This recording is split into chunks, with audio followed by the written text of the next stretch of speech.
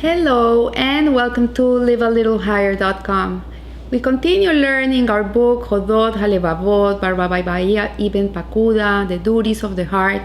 And we are in the third gate, the gate of serving God.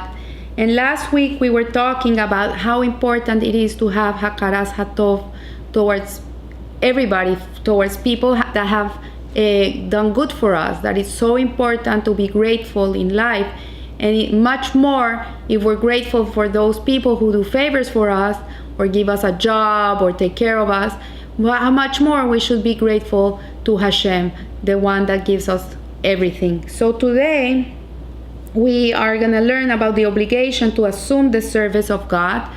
And it should be noted that whenever one person helps another in any of the relationships we have mentioned before, the benefactor is in superior position that of the beneficiary. So the one that is the giving person is in a higher position than the one that's receiving, because it gives him honor, it gives him stature. The person that is receiving is more like, they're giving to me. It's a different feeling. So here it says, nevertheless, the beneficiary owes his benefactor a debt of service, as we have stated. Like when you receive a gift, the proper thing to do is write a thank you note, right? Or call the person, say thank you for the gift. Like it's our duty to be grateful, to be thankful to people that do things for us. So if we were to suppose that the beneficiary was seriously impaired and defective in his constitution, let's say a person that, God forbid, has impairments in his body, and he needs the help of someone to do everything because he can't do it on his own, his obligation of service would be much more greater, because like if you're a caregiver and you're taking care of someone that is sick, that sick person really owes a lot of gratitude, because this person is putting himself in a lot of strain to be able to take care of you. God forbid that it should never be the case, but the service to the benefactor be increased to an infinite degree. Like it should be infinite, because it's a very big service. So following it says, and if we were to suppose that the benefactor was the best and most perfect of all beings, while the beneficiary was the most defective of all beings and the weakest of all creatures, reason would insist that the service to the benefactor be increased to an infinite degree. Okay? So following this analogy, when we reflect on the relation of the Creator, may He be exalted, to human beings, if we look at ourselves, we are very deficient people. We are not so perfect. We're very needy human beings. Like we need everything. We're praying all day for food, for clothes, for a home, for everything we have to pray for. We're really needy people. And Hashem created us that way, that we would have these needs.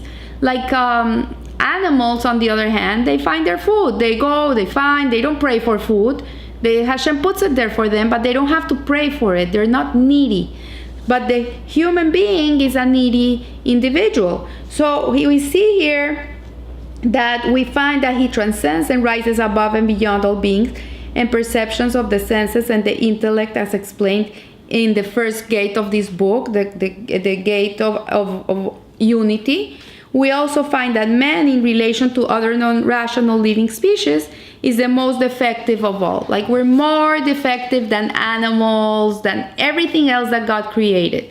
So we see here, he starts telling us what is apparent to us, and he says, number one, we can deduce this from infancy and early childhood. Like we see a baby, a child, he needs someone to take care of them. If someone doesn't feed them, bathe them, cleans them, takes them to school, picks them up from school, like they can't do it by themselves. They'll get lost in the street, God forbid. They can't do it. They need someone to take care of them. They really need someone to take care of them.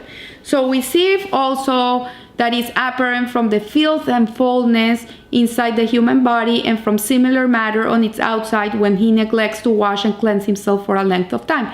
So human beings need to be clean. We need to take a shower every day. We need to groom ourselves. We need to wash our teeth. We need to do things to keep ourselves clean, because if we don't do it, we're gonna stink. We're gonna be worse than the most smelly animal. And you see animals, they don't stink. You go, they don't stink because their bodies are not meant to be stinky bodies. But the human body is a different type of body, and if we don't take care of ourselves, we are gonna be stinky people. So from here we see how more deficient we are than the rest of creation. Then he says, it is also apparent from human beings' helplessness when as a result of the injury of the brain. So the most important part that we have is our intelligence, it's our brain. A human being without a brain can't function. And we see here that God granted people the faculty of superiority through their intelligence, through their seiho. So if a person, God forbid, has a brain injury, then he will become more confused and more misguided in his life. An animal doesn't have this type of intelligence, so it doesn't make a difference. So when we concentrate our thoughts on the majesty of the Creator, may he be exalted on his omnipotence, wisdom and wealth, and then turn to the weakness and the deficiencies of man, his imperfections, dire need, and dependence on that which supplies his wants. When we reflect on this abounding favors of kindness that Hashem does for us, then we will shower him with gratitude. We will be so grateful because that's the truth. We couldn't make it in this world without him.